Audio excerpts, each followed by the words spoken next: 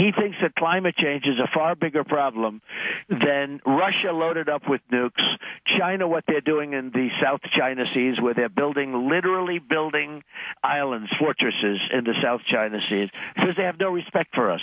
We have a form of global warming that's a very serious form of global warming, and that's called nuclear global warming. Because if we don't get our act together and corral all of these countries that want to, get themselves some real power, we're going to be in big trouble. That was Donald Trump on Sirius blasting President Obama over climate change, saying the U.S. has bigger problems to worry about. And you know what? Looks like he's just getting started as he continues now. And this week, it looked like specifically taking jabs at Democrats, including rival Hillary Clinton at a campaign rally yesterday. Take a listen to this. You know what her legacy is going to be?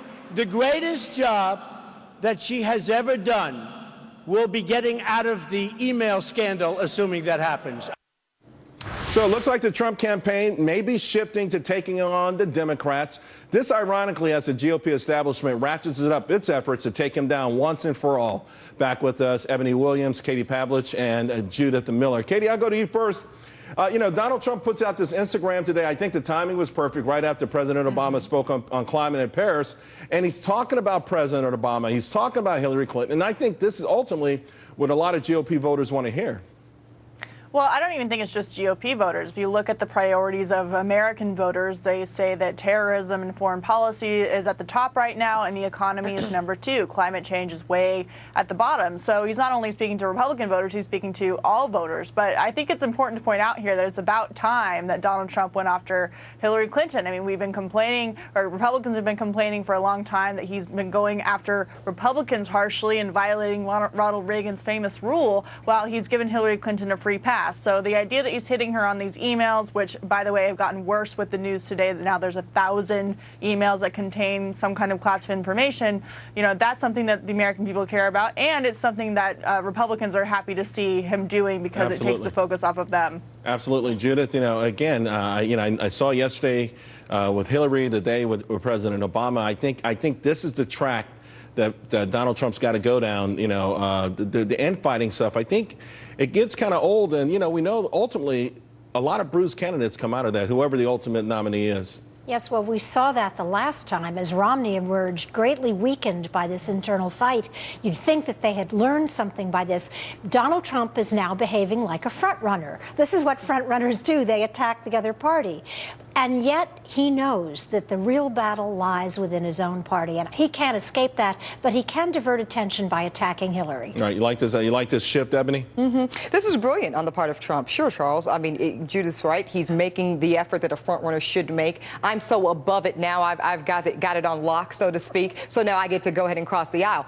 Katie made a good point, though. Trump is not just speaking to Republicans on some of these issues right now. He is transcending partisanship, which is why he's very, very attractive to a lot of independent voters as well as some of the far right. So this is very smart on the part of Donald Trump. You can't play whack-a-mole with your friends all the time. Hey, by the way, the battle, though, is brewing between Donald Trump and Ted Cruz. Let's remember, Cruz coming out of a town hall in Iowa yesterday saying that he doesn't think Trump will be the nominee, and Trump acknowledges that a fight with Cruz is, quote, inevitable. Look, Cruz, he's been climbing the polls. He's really hot right now. So how will this rumble look between these old frenemies? Katie, how's this going to play out?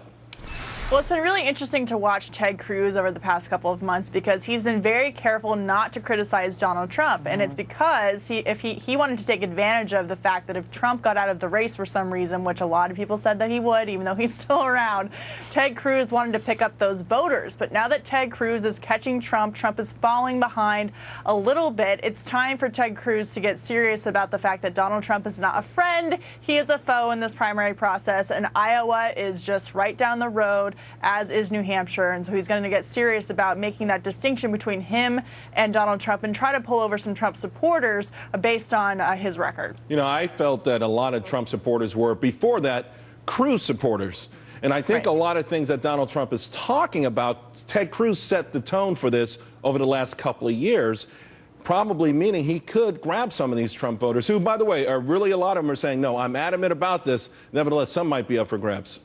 Judith? Well, especially in Iowa. I mean, Cruz has got to break out in Iowa if he's going to be considered truly serious. However, Cruz has played, as Katie said, a strategic game. He thinks Trump will not be there. That's the bet he's making. I think it was the shrewd one, but I don't think it's going to be enough to get him the nomination. I don't know. I mean, that whole rope. Trump is going to drop out thing. Yeah. It hasn't happened yet. Jeb is waiting on Right. that. Yeah, I mean, come on, give me a break. Right. No, I don't think Trump is dropping out. I think what they might be hoping is that Trump implodes. And so I do think Cruz is... How would an implosion look if he lost Iowa, like, say, came in third in Iowa? Maybe that, and maybe he struggles in New Hampshire and maybe continues to struggle. So they're hoping maybe for a Trump implosion. And the key to Cruz is what he's doing, how he's playing it. Don't alienate the Trump voter so much so, though, that that person will not then default to you. Katie, no, don't rule out a third-party run by Trump either. Which you cannot do. You're exactly right. We heard last week Trump threatening to break the so-called pledge that he made with the RNC, which a lot of people said he would probably break anyway. I mean, a third-party run is not something that Donald Trump has ruled out. But Katie, he said this. He talked about that because there's rumors or scuttlebutt that there's a gigantic plan by the entire establishment to crush him once and for all. And he feels that it's going to be unfair. Everyone ganging up on him with their money, their influence, and all these commercials. Hey, it's right around the corner. You think it's going to happen? I mean, I think I think we have to define what establishment means here. I mean, what does that exactly mean? Everybody but Trump. Right. I mean, like, it's take Cruz establishment now. I mean, let's define what establishment means, really. I mean, sure, you could say that Jeb Bush is establishment. Maybe Marco Rubio, in a sense, even though he hasn't been around that long in the national political scene anyway. I mean, I feel like this is an overblown issue. I mean, Donald Trump is a front runner, so of course everyone's going to be against him to try and break his lead. But I don't know necessarily if it's fair to say the entire establishment is going to try and take him down. Well, I think he sees it that way. I think he does as well. ABT. And I think we're also talking about not the candidates, but the money, the establishment money, likes to control who's in the White House, pull those strings and those levers, and would lose that access if there was a Donald Trump in the White House. All right, guys, let's leave it there. Got a question for you. Did you know we have more cops in New York City than we do have troops defending all of Europe? You think Russia and ISIS haven't noticed? We'll discuss it next.